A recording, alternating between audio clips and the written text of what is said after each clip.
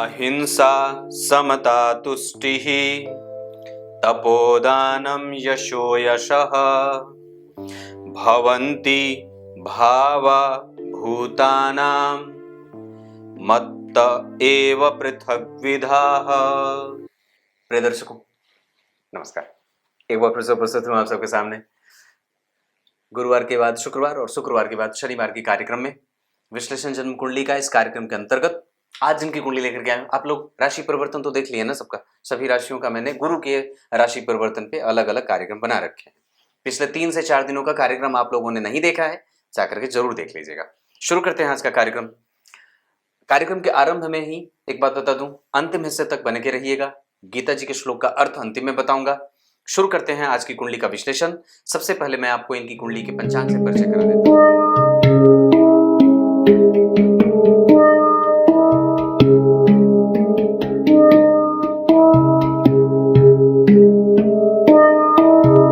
बता देता हूं, इनका नाम है दिव्या और अधिक माह में इनका जन्म हुआ है। ध्यान से समझिएगा दिव्या जी। मैं यूं समझिएगा कि आपको आपके सामने से बैठ करके आप 10 मिनट, आधे घंटे, 20 मिनट, 25 मिनट आप बस मुझे देखिए और मुझे सुन करके समझने का प्रयास करिएगा। दरअसल ये वो विधा है, ये वो विषय है जहां आप अपने भविष्य को झांक सकते हैं, फ्यूचर को देख सकते हैं, पीछे को जान सकते हैं, पिछले जन्म को जान सकते हैं, बहुत सारी चीजें। जीवन का ऐसा कोई भी सेक्शन नहीं है जहां से आप सवाल पूछें, प्रश्न आप पूछें और इस चार्ट में उसके उत्तर ना छिपे हों। सब कुछ यहां से जाना जा सकता है। आपका जन्म जिस माह में हुआ है वो अधिक माह में हुआ है और अधिक माह में, जैसे 12 माह में अधिक माह होता है। जिस माह में जन्मे होने के कारण बड़ी ही व्यक्ति जो होता है वो बुद्धिमान कहा जाता है, बुद्धिशाली होता है, मतलब इंटेलिजेंट होता है। इनकी अंग्रेजी अच्छी है। इनके घर वालों ने बात कही है कि आप जब भी कार्यक्रम बनाइएगा तो इनके कार्यक्रम में आप थोड़े अंग्रेजी शब्द का इस्तेमाल ज्यादा करिएगा। हिंदी को ये बहुत अच्छे से नहीं समझ पाती हैं। ये अभी वर्तमान में अमेरिका में रह रही हैं, ऐसा ही है। दक्षिणायन में जन्मे हैं, मतलब आप यूं समझ लीजिए कि आपका जब जन्म हो रहा था तब आप के ऊपर से, मतलब आपके जो माथे के ऊपर से, सर के ऊपर से सूर्य का प्रभाव थोड़ा कम था। इस वजह से आप थोड़े मोरल वैल्यू में कमजोर हो। मतलब आप ये समझ सकते हैं कि आप कई बार थोड़े स्वार्थी हो सकते हैं। अब मैं स्वार्थी को अंग्रेजी में क्या कहूं, पर हाँ यहां पे ये बात कह सकता हूं कि आप दूसरों से मतलब कम रखते हैं, अपने बारे में ज्यादा सोचते हैं। या कई बार व्यक्ति के जीवन में छोटी मोटी समस्याएं बनी रहती है, प्रॉब्लम्स क्रिएट होते रहते हैं। चाहे वो उसका जो अंतर्मन है, जो, मेरी अंग्रेजी, आपकी हिंदी अच्छी नहीं है, मेरी अंग्रेजी डोल है, तो मैं यहाँ पे ये बोल रहा हूँ कि जो मेंटल पीस है उसको मैं कमजोर कर सकता हूँ। मानसिक शांति जिसको बोलते हैं, मन यहाँ जो हमारे दिमाग को कंट्रोल करता है और हमारे वो उसको करता है। तो मेरे कहने का मतलब है कि आपकी मानसिक शांति जो है वो भंग होती है और कई बार वो बहुत जो है वो फ्लक्चुएशन में रहती है, बढ़ जाए घट जाए। कभी आप बिल्कुल स्वस्थ हो जाते हैं, कभी आप बिल्कुल खुश हो जाते हैं, कभी आप बिल्कुल ही उदास हो जाते हैं, कभी आप बिल्कुल ही पॉजिटिव हो जाते हैं, कभी आप बिल्कुल ही निगेटिव हो जाते हैं। ये बातें आपके जीवन में आपने महसूस करे होंगे। इस चीज को जो है वो रियलाइज करके देखने की आवश्यकता है। वर्षा ऋतु को अंग्रेजी में क्या कहते हैं मुझे तो पता नहीं और मुझे जानना भी नहीं है, पर हाँ वर्षा ऋतु में जन्मे होने के कारण जिस समय वर्षा होती है उस समय जन्मे हैं, इसका मतलब है कि दिमाग की उत्पादन क्षमता बहुत ज्यादा है। मतलब विचार जो है, थॉट्स क्रिएट होने का भाव बड़ा अद्भुत है। व्यक्ति बहुत जल्दी जल्दी जो है वो उसके दिमाग में थॉट्स क्रिएट होते हैं, बढ़ते हैं, बने रहते हैं। विचार बहुत जल्दी जल्दी बनते हैं। थॉट को हिंदी में विचार कहते हैं। तो आपके दिमाग में जो जो एक अवस्था है वो ऐसी है जहां पे आप बहुत ज्यादा जल्दी जल्दी विचारों को क्रिएट करते हैं। आपको इस पे शांत रहने की आवश्यकता है, इस पे काम करने की आवश्यकता है कि आप बहुत जल्दी जल्दी जो है वो बदले नहीं, भावों को ना बदलें। ये इसका प्रभाव है और दरअसल आप लोगों को ये बात समझनी होगी। मैं दरअसल आपसे ये बात कह रहा हूं कि आपको अपने ऊपर जो होता है ना, जैसे कि आपको अपने ऊपर काम करने की आवश्यकता है, अपने आप को बेहतर बनाने की आवश्यकता है। ह्यूमैनिटी के बेस पे या फिर ह्यूमन नेचर के बेस पे ये कुंडली थोड़ी कमजोर साबित हो रही है। जहां व्यक्ति दूसरों की सेवा करे, जहां व्यक्ति दूसरों के दुख को समझे, जहां व्यक्ति दूसरों के मामले में जो है वो आगे रहता है, दूसरों के बारे में उसकी केयर करना, ये आप में थोड़ा कम देख रहा हूं। और ये पक्की बात होगी, गारंटी है। गुरुवार को जन्मे हैं तो कई बार व्यक्ति जो होता है वो वस्तुतः धार्मिक होता है, इंटेलेक्चुअल होता है, पर थोड़ा कम, या कई बार वो ईगोइस्टिक नेचर का हो जाता है। ऐसा संभव है, जिसके कारण उसकी बहस जो है वो कई बार उसके घर परिवार के लोगों से होती है और उस पे वो कई बार तनातनी या फिर एक होता है जैसे कि रगड़ होती है, मतलब वहां पे बहस हो जाती है। ये बात भी देखने को मिलती है। हालांकि इसका एक सकारात्मक और पॉजिटिव भाव ये रहेगा कि व्यक्ति जो है वो बिल्कुल ही झगड़ालू नहीं होना चाहता है, पर वो कई बार उसके साथ ऐसी स्थिति बन जाती है, ऐसे सिचुएशंस क्रिएट हो जाते हैं जिसके कारण उसको ये करना पड़ता है। अब चाहे वो घर परिवार के लोगों के कारण हो या फिर कोई बार आपको लोग ना समझे, आपको लोग सही तरीके से समझ ना पाए, ये भी बात हो सकती है। पर इसके पीछे का मूल जो रीजन है वो ये है कि आप अपनी बात सही तरीके से रख नहीं पाते, या फिर जो वे है प्रेजेंटेशन का वो थोड़ा कमजोर है। आपको उस पे काम करने की आवश्यकता है। प्रोफेशनली नहीं बोल रहा, पर्सनल लेवल पे आप अपने मन की बात, अपने जो विचार हैं, अपने जो मन की भावना है, जो इमोशन है, उसको आप सही तरीके से आउटपुट उसका नहीं दे पाते या कर पाते हैं। अब इस कुंडली के जितने भी प्रॉब्लम्स हैं, जितनी भी समस्याएं हैं, उसका एकमात्र जड़ और एकमात्र उसकी जो है वो रीजन है कि आपका जन्म कृष्ण पक्ष के अमावस्या को हुआ है। अब इसका मतलब आपको बताता हूं। माह में दो पक्ष होते हैं, जहां एक समय आपको आसमान में चंद्रमा दिखता है और एक पक्ष में आपको चंद्रमा नहीं दिखता है। दरअसल दिखता तो दोनों में है, पर कई बार वो पूरी रात दिखता है, कई बार वो आरंभ में दिखता है, कई बार वो आधे पक्ष के बाद दिखता है और कई बार नहीं दिखता। आप कभी कभी आसमान का दर्शन किया करो और चंद्रमा पे स्टडी करिए कि वो कब दिखता है और कब नहीं दिखता है। एक समय जो शुक्ल पक्ष होता है वहां पे आपको चंद्रमा दिखता है, और एक कृष्ण पक्ष होता है, मतलब काला पक्ष होता है, जहां चंद्रमा नहीं दिखाई देते। आपका जन्म उस समय पे हुआ है। मैं ये आपको समझा रहा हूं, मुझे किसी और से मतलब नहीं रखनी चाहिए, क्योंकि आपको इस विधा को जानने की आवश्यकता है। ये सब्जेक्ट ऐसा है जिसपे आप अगर समझ लेंगे तो शायद आप इस चीज को अच्छे से समझ करके अपने जो आपकी जो समस्या है उसको आप शायद इनकाउंटर कर पाए। तो तात्पर्य ये है, यहाँ पे मेरे कहने का मूल जो कारण है ये बताने का, कि आपका जब जन्म हो रहा था उस समय शीतलता दिमाग में थी ही नहीं। आपके जो जैसे चंद्रमा जो होता है, मून हमारे कुंडली में, जो जन्म कुंडली में चंद्रमा होता है वो हमारे इमोशन को कंट्रोल करता है, हमारे मन को शांत रखता है, पीसफुल बनाता है। पर अगर आपकी कुंडली में उसके रोशनी आपके दिमाग पे नहीं पड़ेगी तो एक तरफ तो आपका सूर्य भी कमजोर हो गया क्योंकि दक्षिणायन में आपका जन्म हुआ था, और एक तरफ आप जो है वो आपकी कुंडली में चंद्रमा पक्ष के बल से कमजोर, तो इस कारण से आपके मन को शांति नहीं मिलती है। आप हमेशा उधेड़ बुन में और कंफ्यूजन से युक्त रहते हैं, और इसी के कारण कई बार अपने इमोशन का सही तरीके से जो है वो ट्रांसपोर्टेशन होता है, जिसको आप बोल सकते हैं एक जगह से एक विचार को उठा करके दूसरी जगह पे रखना, अपनी भावनाओं को सही जगह से लोगों तक पहुंचाना, अपनी बात सही तरीके से बता पाना या अपनी भावनाओं को सही दिशा दे पाना, ये आप नहीं कर पाते। अलग बात है कि आप प्रेजेंटेशन के टाइम पे जब आप ऑफिस में होते होंगे तो शायद वो आपको अच्छे तरीके से करवा ले, पर उसको जब इनर मेंटेनेंस की बात आती है, जब आप आंतरिक रूप से उस पर बात करते हैं तो आप उसमें असफल दिखते हैं। या फिर ये कह सकते हैं कि आपके माता से संबंध कमजोर होते रहे, भाइयों से संबंध कमजोर होते रहे, पति से संबंध कमजोर होता रहे, बहनों से संबंध कमजोर होता रहे, पिताजी से संबंध कमजोर होता रहे, इन सब का सुख आपको मिलता रहे, मतलब ये रहेंगे सब, पर वस्तुतः आपसे इनकी गड़बड़ी चलती रहेगी। तो मतलब यह है कि आप वस्तुतः इस बात को विचार करिए कि बदलाव सब में आप नहीं कर सकते, पर खुद में बदलाव अवश्य किया जा सकता है। इस वजह से आपको खुद पे काम करने की आवश्यकता है, मानवता ह्यूमैनिटी पे काम करने की आवश्यकता है। आपके अंदर मानवीय गुण कमजोर है, सीधी शब्दों में बात को। व्यतिपात योग आश्लेषा में जन्मे हैं, इस वजह से भी आप थोड़े से असंतुष्ट रहते हैं। व्यतिपात योग चतुष्पाद करण, आपके दिमाग, आपके प्रत्येक अंग में जो है वो चंचलता ज्यादा है, आप इस पे कंट्रोल करने की आवश्यकता महसूस करना चाहिए तो कर सकते हैं। ब्राह्मण वर्ण और राक्षस गण के होने के कारण आप खुद को विद्वान समझ लेते हैं कई बार, और आपको कई बार लगता है कि मैं ही बहुत ज्यादा समझदार हूं, और आपको कई बार ऐसा लगता है कि मैं जो कर रही हूं या मुझे जो आ रहा है वो बिल्कुल ही ठीक आ रहा है या बिल्कुल मैं सही कर रही हूं। इस वजह से कई बार आप किसी दूसरे की बात नहीं मानते, और कई बार आप जो है वो अपने से बड़ों को भी ज्ञान देने लगते हैं या उनको भी समझाने लगते हैं। कई बार आप सुनते नहीं, बोलने ज्यादा लगते हैं। क्लियर है?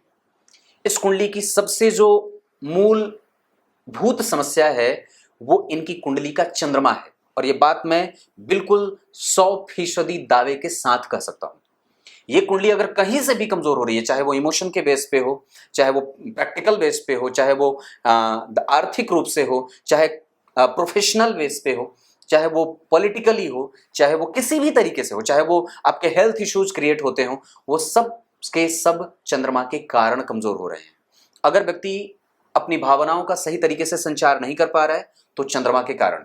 अगर धन और व्यक्ति एक ही जगह पे काम नहीं कर पा रहा है कई दिनों तक, जैसे काम लगातार बदलता रहे, उसके दिमाग में काम को लेकर के लगातार बदलाव होते रहते हैं कि नहीं ये करूंगी, फिर ये करूंगी, फिर ये करूंगी, फिर यहां से यहां जाऊंगी, ये सारी चीजें जो हैं वो चंद्रमा के कारण आपको कमजोरी मिलती है, और इस पे आपको काम करने की आवश्यकता है। दरअसल आपकी कुंडली की सबसे बड़ी समस्या जो ये है कि आपको एक जगह पे वो टिक करके बैठने नहीं देता है। आपको एक जगह ना तो आपके विचार बनते हैं, ना तो आप उसको सही तरीके से फुल प्रूफ प्लान के साथ एग्जीक्यूट कर पाते हैं।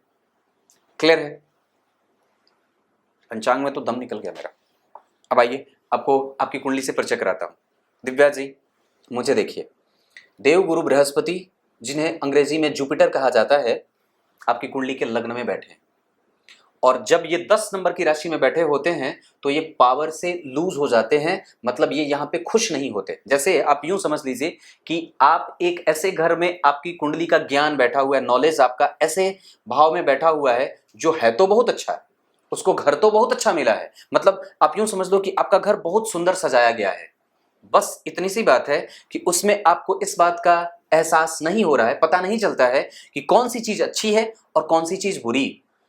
लाइटर का इस्तेमाल कब करना है, माचिस का इस्तेमाल कहाँ करना है, और गैस का नॉब खुला है कि बंद है, और साथ ही साथ अच्छी चीज कौन सी है, कौन सी चीज कहाँ रखनी चाहिए, कौन सी चीज आपके इस्तेमाल के योग्य है, कौन सी चीज नहीं है, क्या बोलना चाहिए, क्या नहीं बोलना चाहिए, मेरे जीवन के लिए कौन सी जो चीज है वो बेनिफिशियल हो सकती है, कौन सी जो है वो हार्मफुल हो सकती है, ये समस्या आपकी कुंडली में देखी जा रही है। मेरी अंग्रेजी थोड़ी लटक रही है, पर मैं आपको पूरे प्रयास से आपको बताने का प्रयास कर रहा हूँ। बोल देता हूँ, मैं बड़ी प्रेशर में हूँ आज, और ये अंग्रेजी वाली बात मेरे पल्ले नहीं पड़ती, सो इस वजह से अगर मैं अटक रहूंगा तो उस पर ध्यान मत दीजिएगा, और ये ना कहिएगा कि अंग्रेजी बोलने नहीं आती और कुंडली देखने चले हैं। ऐसा नहीं है, मैं हिंदी अच्छे बोलता हूँ और संस्कृत भी अच्छे से बोल सकता हूँ। तो यहाँ पे मेरी बात है कि यहाँ नीच के गुरु हैं, मतलब ये अच्छे नहीं हैं, जिस कारण से व्यक्ति की मोरल वैल्यू कमजोर होती है, वो सेवा नहीं कर पाता है, किसी का भार वहन नहीं कर पाता है।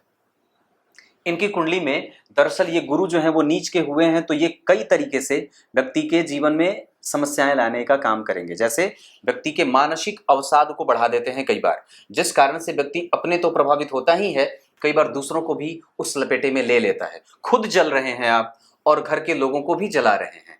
आपके अंदर जो अग्नि जल रही है वो वस्तुतः आपके पति को भी प्रभावित कर रही है, आपके बच्चे को भी प्रभावित कर रही है, आपकी माता जी को भी प्रभावित कर रही है, आपके पिता को भी प्रभावित कर रही है। हालांकि पिता बहुत मजबूत है क्योंकि शनि यहां पे उच्च के बैठे हैं।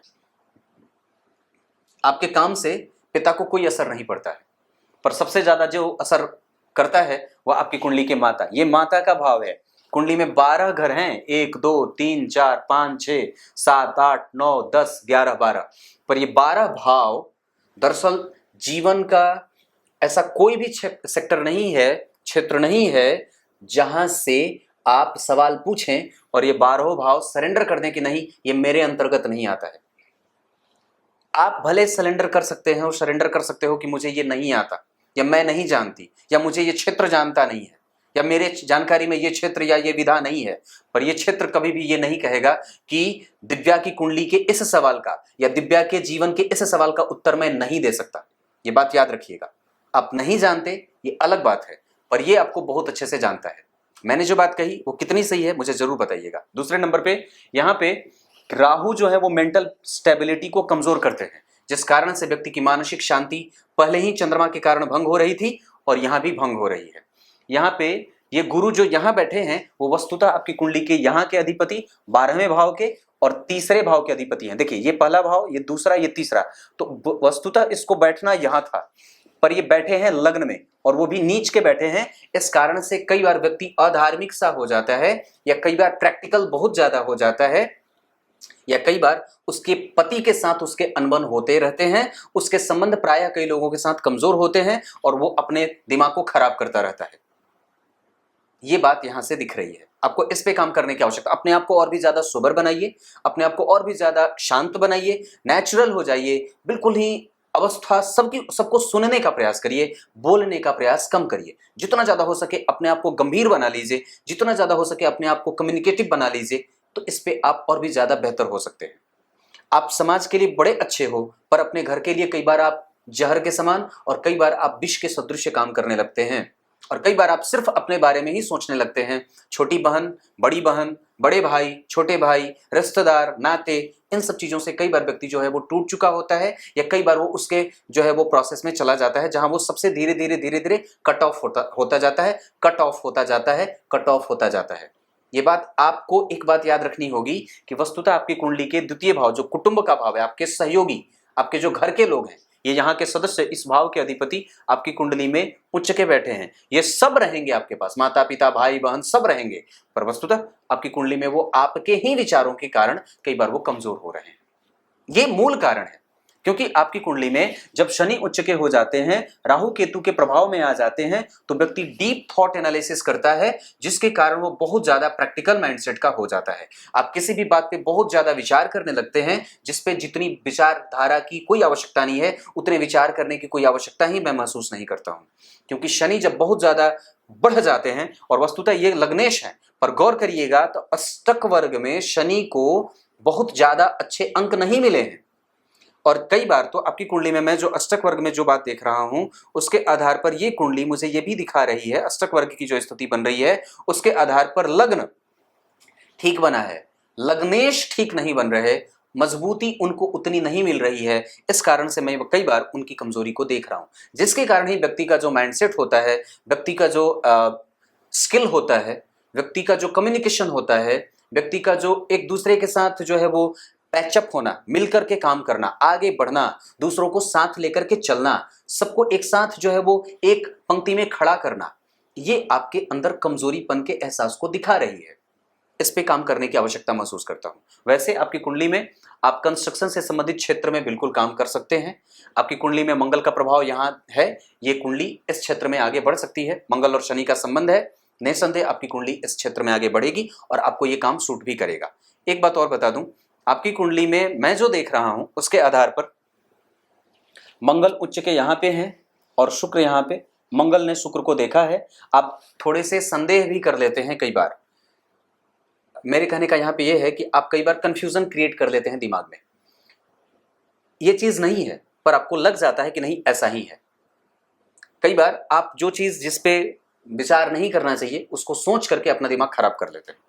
ये मत करिए, और इस वजह से कई बार आपको मानसिक अशांति का एहसास होता रहेगा। ये काम सबसे पहले बंद करना होगा। गुरु और शनि 12वें हैं, अपने पति के साथ अपने प्रेम को और भी जगह दीजिए, उनको समझने का प्रयास करिए। वहां पे बिल्कुल भी हर्डल क्रिएट नहीं करना चाहिए अपने गतिविधि से किसी भी। आपको उनके साथ सहयोग और भी ज्यादा सहयोगी के तौर पे सामने आना चाहिए। और मैं जहां तक समझता हूं कि यहाँ पे थोड़ी सी तनातनी जरूर दिख रही है, क्योंकि यहाँ पे भी मंगल और बुध बैठे हैं, तो वस्तुतः वो बड़े अच्छे इंसान हो सकते हैं, वो क्रिएटिव हैं और बड़े बेहतर हो सकते हैं। लेकिन यहाँ पे मंगल के उच्च के होने के कारण और वस्तुतः लग्न के अधिपति चंद्रमा के छठे भाव में बैठने के कारण और यहाँ के अधिपति गुरु के जन्म कुंडली में देखने के कारण कई बार दाम्पत्य आर्थिक दृष्टिकोण से कभी भी कमजोर नहीं होगा।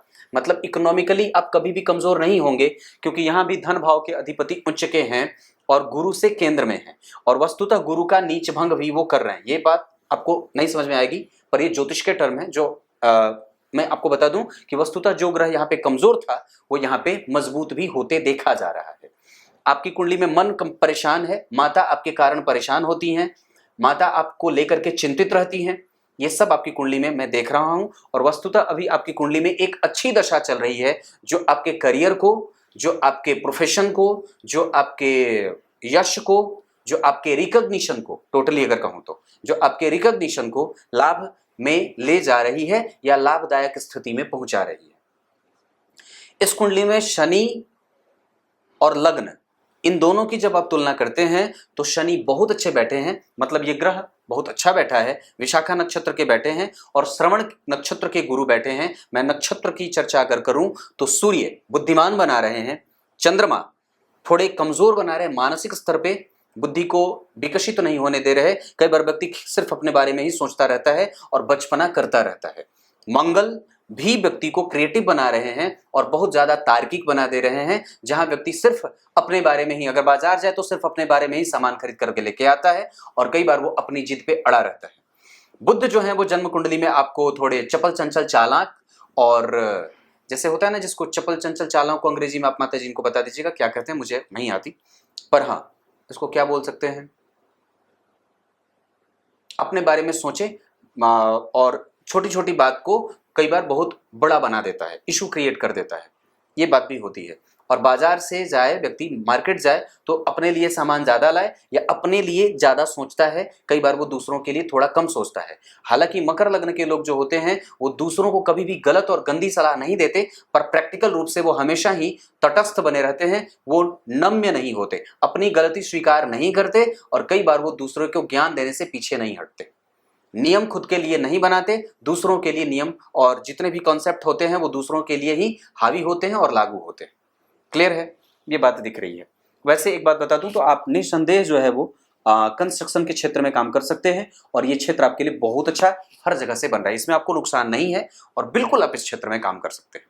मैं समझता हूं कि आपकी कुंडली में मंगल, चंद्रमा, बुध और सूर्य, ये भाव थोड़ा कमजोर हो रहा है क्योंकि यहाँ पे इतने सारे ग्रह, जब एक साथ इतने सारे ग्रह, ये भाव जो है ना दिव्या, ये वस्तुतः 4 नंबर लिखा है और यहाँ पे 4 नंबर के अधिपति चंद्रमा कर्क राशि, कैंसर, और यहाँ के अधिपति चंद्रमा होते हैं, मतलब उसका स्वामी जो उसका घर है, ये इसका घर है चंद्रमा का। और चंद्रमा देखिए च लिखा है, इतनी तो हिंदी जानते होंगे, तो च यहीं बैठा यानी कि चंद्रमा यहीं बैठ गए और मंगल भी यहीं बैठ गए। ये क्रूर पापक ग्रह होते हैं तो पापक ग्रह का यहाँ बैठना अच्छा नहीं होता है। यहाँ बुध बैठे हैं तो ये शुभ ग्रह हैं, पर वहां पे 2 शुभ ग्रह बैठे हैं और चंद्रमा भी पापक ही आपकी कुंडली में हो रहे हैं। चंद्रमा ऐसा ग्रह है जो पापक भी हो जाता है और शुभक भी हो जाता है, मतलब पॉजिटिव भी है और निगेटिव भी है, पर आपकी कुंडली के लिए वो निगेटिव साबित हो रहा है, इस वजह से वो निगेटिव रिजल्ट दे रहा है।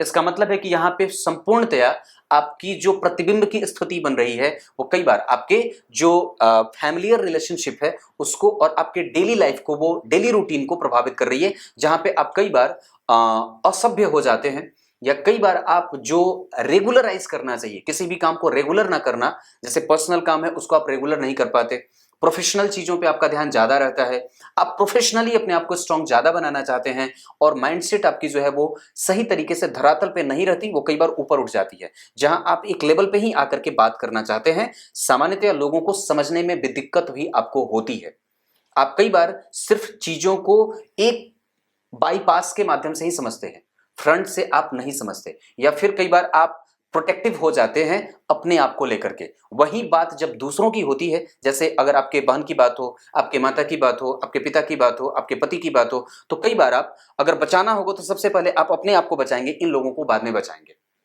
ये बात पहले दिखती है, मतलब ह्यूमैनिटी जो है वो कमजोर है, इस पे काम करने की आवश्यकता है, क्योंकि लग्न में ही गुरु नीच के हैं। ये आपके जीवन में ये ग्रह ये बताना चाहता है कि दरअसल आप इसको ऐसे समझिए कि ये जो है वो संतरे का जूस है, संतरे का जूस है, और ये जो है वो शराब की बोतल है। तो कई बार आपको ये बात पता नहीं चलती है, इसको समझने का प्रयास करिएगा कि मेरे लिए जो है वो बेनिफिशियल कौन है, ये या फिर ये, मैं क्या पीऊं तो मुझे फायदा करेगा और क्या पीऊं तो मुझे नुकसान करे। ये चीज कई बार आप में कमजोरी हो जाती है, मतलब कई बार आप अच्छी और बुरी चीजों में फर्क नहीं समझ पाते, आप कई बार ये बताना जरूरी नहीं समझते कि क्या सही है और क्या गलत, आप उस पर कई बार दिमाग नहीं लगाते, बस बोल दिया तो बोल दिया, कर दिया तो कर दिया, सोच लिया तो सोच लिया। हठ, जिद और बिल्कुल ही जो है वो अपने मन का करने वाला भी कई बार व्यक्ति हो जाता है और क्रूएल हो जाता है दूसरों के ऊपर। जैसे अगर हो सकता है कि आपके घर में कोई बीमार हो, अगर आप बीमार हो तो हो सकता है कि परिवार के सारे लोग आपके पीछे खड़े हों, पर हो सकता है, मैं ये बात कह रहा हूं कि कई बार कि जब आप बीमार पड़ते हो तो आपके लिए तो पूरे परिवार के लोग खड़े हैं, पर जब वही दूसरा व्यक्ति बीमार पड़ता है तो आप उतने खड़े नहीं होते जितना होना चाहिए। ये बात मैं कह रहा हूं और ये बात 100% सिद्ध हो सकती है, क्योंकि अगर ऐसा नहीं भी मान सकते तो उसके लिए हो सकता है कि आपकी कुंडली में चंद्रमा और मंगल बुध सूर्य यहां बैठे हैं, पर आपकी कुंडली का जो डेली लाइफ है वो जरूर प्रभावित हो रहा है, जहां आपको ये कह रहा है कि आपको अपने आप को नियमित करना होगा, पंक्चुअल करना होगा। किसके मामले में? आप सिर्फ प्रोफेशनली पंक्चुअल हैं, पर्सनल लेवल पे थोड़े कमजोर हैं, आपको उस पर काम करने की आवश्यकता है, मतलब इनर इंजीनियरिंग की आवश्यकता है। क्लियर है? आपकी कुंडली में कर्म क्षेत्र बिल्कुल ठीक है, इसको लेकर के कोई भी मशक्कत नहीं है। आप बाहर ही रहें तो ज्यादा बढ़िया रहेगा, बाहर ही काम करें तो ज्यादा बढ़िया है।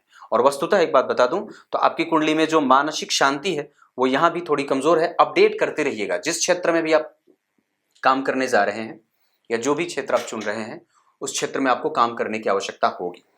ये यहां तक बात है, तो आपको इस पे काम करने की आवश्यकता होगी। अब मैं इस पे बात नहीं करूंगा। आपकी कुंडली में मैं जो देख रहा हूं वहां पे, जैसे मैंने आपकी कुंडली के D60 चार्ट को देखा, D27, D10 देख रहा हूं, जहां पे कर्म क्षेत्र ठीक है, उसमें घबराने वाली बात नहीं है, बाहर ही रहिए।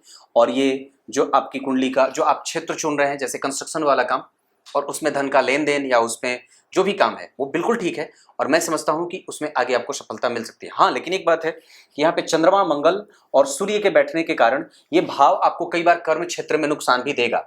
इस वजह से बहुत ज्यादा आप उस पर रिस्क मत लीजिएगा। एक वक्त पे बहुत ज्यादा रिस्क लेने की आवश्यकता नहीं है, उसको सामान्यतया चलने दीजिएगा। और बहुत ज्यादा उसमें सफल होने के लिए आप जो है वो तमाम जल्दी जल्दी जल्दी जल्दी जल्दी जल्दी निर्णय मत लीजिएगा, नहीं तो कई बार बहुत बड़ा नुकसान भी यहां पे देख रहा हूं। क्योंकि सूर्य चंद्रमा यहीं बैठे हैं, नीच के मंगल बैठे हैं, हालांकि परिवर्तन हुआ है यहाँ पे, गुरु उसको देख रहे हैं, मंगल उसको देख रहे हैं, और दो तरीके से गुरु का नीच भंग हुआ है। इस वजह से व्यक्ति प्रोफेशनली बहुत आगे बढ़ जाता है और उसका प्रोफेशनल करियर तो कभी भी कमजोर नहीं है, डेली बेसिस का इनकम तो कभी भी कमजोर नहीं है। हाँ, उसके जो एक होता है ना, जैसे कि पर्दे के पीछे का जीवन, पर्दे के बाहर का जीवन, मतलब दरवाजे के बाहर आप बिल्कुल अच्छे, उसमें रत्ती मात्र भी संशय नहीं है, लेकिन दरवाजे के पीछे का जो जीवन है उस पर आप थोड़े काम कर लो भगवान, मैं यही कहता हूं। जहां पे आपको हो सकता है, जैसे आपकी कुंडली में जो छोटी भाई बहन की स्थिति बन रही, छोटे भाई बहन की, वो नीच के, मतलब वो हो सकता है कि थोड़े अच्छे ना हो या उनका स्वास्थ्य कमजोर हो, और हो सकता है कि वो आपके लिए उनकी निगाहें बैठी हो पर आप उनको वो चीज ना दे पाते हो। उसके बाद आपके अंदर जो है वो बड़ों का जो रिस्पेक्ट होता है वो आप ना दे पाते हो। आपको इस पे काम करने की आवश्यकता है। पर वस्तुतः आपकी कुंडली में मैं टोटल तरीके से अगर देखूं तो आप अपने आप के लिए बहुत अच्छे हैं, आप अपने आप के लिए, और आपका अपना जो जीवन है वो कभी भी प्रभावित नहीं होगा और कभी भी आप उसमें दुखदायी स्थिति में नहीं जाएंगे। लेकिन एक बात बहुत अच्छे तरीके से समझना होगा कि आप खुद तभी खुश होते हैं जब आपके बगल के दरवाजे वाले लोग और बगल का घर न जल रहा होता है, क्योंकि अगर बगल का घर जलेगा तो निस्संदेह उसकी तपन आपको भी झेलनी होगी। आप लोगों को एक बात बताता हूं, मैं आज दिन में एक जो है वो न्यूज देख रहा था, खरगोन में जो हिंसा वाली बात हुई थी उस पे एक बात बताता हूं। उसमें एक लड़की का बयान आ रहा था, वो बात बोल रही थी कि थोड़ा समझिएगा इस चीज को, कि मैं ये उदाहरण दे रहा हूं कार्यक्रम के माध्यम से। भारत में खरगोन में जो वो चीजें हुई हैं रामनवमी के शुभ अवसर पे जो है वो जुलूस यात्रा में, उसमें वो बात उसने कही है कि पहले उसके पड़ोसी आकर के ये कहते हैं कि आप लोग चिंता मत करिए, आप लोगों को कुछ नहीं होने दिया जाएगा, जो दूसरे जो है वो धर्म से थे जिनके कारण हिंसा हुई। और बाद में वो लड़की ये कहती है कि उन्होंने ही हमारे घरों पे पत्थर बरसाए और उन्होंने ही हमें जो है वो आकर के टॉर्चर भी किया है। ये मध्य प्रदेश के खरगोन की बात बोल रहा हूं और ये टीवी पे मैंने देखा है, इंटरनेट पे देखा है। तो मुझे ये बात यहाँ पे इसलिए कहनी पड़ रही है क्योंकि आपकी कुंडली में जो ये चौथा भाव है ये इशारा कर रहा है कि वस्तुतः आपको कभी भी किसी दूसरे पे बहुत ज्यादा फर्मली भरोसा नहीं करना है। आप कभी भी किसी पे भरोसा नहीं कर सकते बहुत अच्छे तरीके से, क्योंकि इस भाव के अधिपति वस्तुतः नीच के हैं। सेकेंडरी मैटर करता है कि वो नीच भंग हुए। अगर बहुत ज्यादा ज्योतिष लगाएंगे तो ये ज्योतिषी आपको कई बार ज्योतिष विद्या जो है आपको पाठ पढ़ा देती है, और कई बार ग्रह जो है वो नीच भंग और उच्च भंग से और वो परे हो जाते हैं, और सिर्फ वो इस बात पे निर्णय लेने लगते हैं कि व्यक्ति का वर्तमान कैसा चल रहा है, उसका वर्तमान कर्म कैसा चल रहा है, वो वर्तमान कैसा जी रहा है।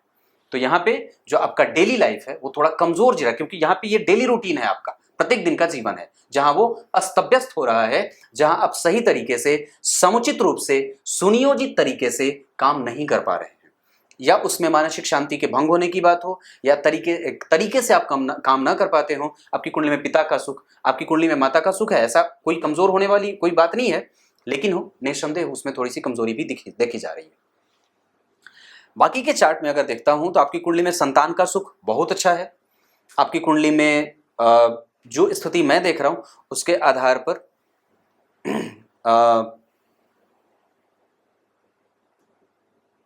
लग्न के अधिपति का जो संबंध मैं नवांश दृष्टिकांड में देख रहा हूं वो प्रोफेशनल ज्यादा है, यानी कि वो संबंध जो है वो तटस्थ है, उसमें बहुत ज्यादा लाभ की स्थिति नहीं है। या कई बार ये जाति का स्वयं दिव्या जो है वो अपने छोटे भाई बहनों का संपूर्ण लाभ नहीं ले पाएंगी और ना ही दे पाएंगी, ये बात दिख रही है दृष्टिकांड के अध्ययन से। और एक बात और बता दूं तो वस्तुतः व्यक्ति जो है वो अपने लिए हमेशा अच्छा रहेगा, पर दूसरों के लिए बहुत ज्यादा अच्छा नहीं है। वो कई बार व्यापारिक सोच रखने वाला हो जाता है, और कई बार वो बहुत ज्यादा प्रैक्टिकल हो जाता है, जहां से उसको निकाल पाना कई बार मुश्किल होता है। क्लियर है? इस कुंडली के लिए सूर्य की उपासना करनी चाहिए। इस कुंडली के लिए बजरंगबली के हनुमान चालीसा का पाठ श्रवण करना चाहिए अगर पढ़ नहीं सकते तो। उसके बाद सूर्य को अर्घ देना चाहिए, रविवार को नमक नहीं खाना चाहिए, देवगुरु बृहस्पति के मंत्रों का श्रवण करना चाहिए, अगर हो सके तो किसी मंदिर का नित्य प्रतिदिन दर्शन करना चाहिए, किसी भी तरीके से अपने माता और पिता की आज्ञा का अनुसरण करना चाहिए और उनका पालन करना चाहिए। किसी भी तरीके से आपको अपने पति के साथ संबंधों में कभी भी कटुतापूर्ण व्यवहार नहीं करना चाहिए, और उनके साथ संबंधों को बिल्कुल ही बहुत ही ज्यादा बिल्कुल एकदम सॉफ्ट नेचर का बनाना होगा। आपको इस पे काम करने की आवश्यकता है। आपकी कुंडली में कर्म क्षेत्र के मामले में ये कुंडली कभी भी कमजोर नहीं है, और मंगल आपकी कुंडली में बहुत अच्छे तो नहीं बैठे हैं, पर फिर भी आपको वो ये कह रहे हैं कि व्यक्ति अगर हो सके तो कई बार डिप्लोमेट ना हो, डिप्लोमेटिक नेचर का ना हो, और बहुत ज्यादा जो है वो पॉलिटिकल माइंडेड ना हो। क्लियर है? कम्युनिकेशन कमजोर पर्सनल लेवल पे, लग्न के अधिपति का उच्च का होना, लक्ष्मी संपन्न योग और धन की समस्या कभी भी नहीं। धन भाव के अधिपति का उच्च का होना ये बहुत अच्छी बात होती है। इस कुंडली के लिए जो है वो 2 तारीख अच्छी रहेगी और 8 अंक अच्छे रहेंगे। इस कुंडली के लिए कन्या राशि और वृषभ राशि अच्छी रहे। इस कुंडली के लिए कमजोर हो सकते हैं मेष राशि के लोग, सिंह राशि के लोग, धनु राशि के लोग, कुंभ राशि के लोग, मिथुन राशि के लोग कमजोर हो सकते हैं। इस वजह से कई बार मीन राशि के साथ भी संबंध है। गोचर में अगर बात करता हूं तो आपकी कुंडली में कर्क राशि बनती है, और इसके आधार पर गुरु का गोचर आपके लिए लाभदायक है, जहां यश मान और जो काम है, जो कर्म का क्षेत्र है, जो आपका प्रोफेशनल करियर है, उसमें लाभ की स्थिति बनती है। और शनि का जो संबंध बन रहा है वह निसंदेह आपके मन को थोड़े बहुत अनुकूलता के साथ आगे बढ़ाने वाला बन रहा है। मतलब उसमें आपको कभी कभी चिंताएं घेर सकती हैं, जहां आप थोड़े से हेडेक ले सकते हैं, ये बात दिख रही है। राहु और केतु की स्थिति आपकी कुंडली के हिसाब से अगर मैं देखूंगा तो आपके घर में कई बार तनाव का माहौल आपके कारण पैदा हो सकता है, या आपकी गतिविधि कुछ ऐसी हो सकती है जहां पे आप खुद को ही परेशान करें, जिसका प्रभाव, जिसका इंपैक्ट आपके बच्चे, आपके पति और आपके माता पे पड़ सकता है। आपके संबंध कई बार रेगुलराइज नहीं होते, सबके साथ एक जैसा नहीं होता है। उसको कुछ ऐसा बनाइए कि रेगुलर ही बिल्कुल सॉफ्टनेस उसमें बनी रहे। आप अपने ऊपर अगर बेहतर और अपने आप को शांत कर लेंगे तो बाहर का भूचाल आपको परेशान नहीं करेगा। वस्तुतः आप अंदर ही लड़ रहे हैं, खुद से ही लड़ रहे हैं, खुद से ही अशांत हैं, रिक्त हैं, इस वजह से ही वो एक वैक्यूम जो बना हुआ है अंदर, इसको भरने की बारी है और उस पर काम करने की बारी है। और आप लोगों को एक छोटा सा अनुभव मैं देता हूं। कल मुझे पटना से एक फोन आया था वो 60-70 साल की महिला थी। उन्होंने एक बात मुझे बड़ी शब्दों में कह दी और साफ शब्दों में कि नकुल पंडित जी, दुनिया के लोगों को पता नहीं है पर मैं तो यही जानती हूँ कि पैसे से तो कुछ भी नहीं होता है। पैसे से तो कुछ भी नहीं होता है। पहले तो लोग कहते थे ना, जैसे आज के पैसे से आवश्यकताओं की पूर्ति हो जाती है, पर दरअसल वो भी नहीं होती। क्योंकि वो आवश्यकता क्या है किसी व्यक्ति का? सबसे पहले तो आपको आवश्यकता है कि आपका मन शांत रहे। आप घर के चारों दीवार के अंदर अगर बैठे हैं तो शांति से बैठे रहें, पर वो भी तो नहीं है, वो भी नहीं है। और उन्होंने एक बात बिल्कुल बिल्कुल बहुत ही अच्छे तरीके से समझा दिया कि दुनिया बड़ी बेवकूफ़ी की तरफ बढ़ रही है और मुझे तो पता नहीं है कि ये यात्रा इसकी कभी खत्म ही होगी या भी कि नहीं। अब आइए आपको गीता जी के श्लोक का अर्थ बता देता हूं जिसको समझने की आवश्यकता है। गीता जी के 10वें अध्याय के 5वें श्लोक में भगवान ने बात कही है। क्या कही है? गीता जी कभी पढ़ी है दिव्या आपने? पर एक बात बताऊं, दरअसल आप लोगों को ये बात पता नहीं है कि जो पुस्तक आप पढ़ रहे हो अपने उस कंस्ट्रक्शन के क्षेत्र के लिए, उसका जो मूल रहस्य है वो गीता में भी है। कर्म के सिद्धांत को गीता जी में बताया गया है। आपके काम का प्रोसेस क्या होना चाहिए, कर्म के सिद्धांत क्या है, वो किस बेस पे काम करता है।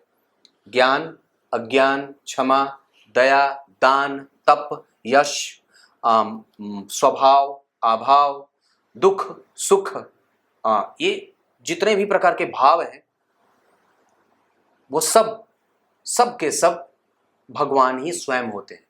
कानों में सुनने की शक्ति, आंखों में देखने की शक्ति और साथ ही साथ छू करके महसूस करने की शक्ति से लेकर के इंद्रियों के वशीभूत इंसान और इंद्रियों में प्रवृत्ति और उनसे निवृत्ति, ये सारी बुद्धि, ये सारी जो चीजें होती हैं, आप जो भी चीज महसूस कर रहे हो, जहां भी देख रहे हैं, जहां भी आप जो चीज छू रहे हैं, जो भी आपके अंदर इमोशन है, जो भी आपके अंदर क्रोध है, दया है, तुष्टि है, ताप है, संताप है, प्रभाव है, अभाव है, स्वभाव, ये सारे हैं, वो सब सब सब सब सब जगह पे ईश्वर का वास है। कुछ इसी तरीके से आज के कार्यक्रम का समापन करते हैं। इस चीज को समझिए तो मजा आ जाएगा और आनंद की अनुभूति होने लगती है। तब तक के लिए बहुत बहुत नमस्कार।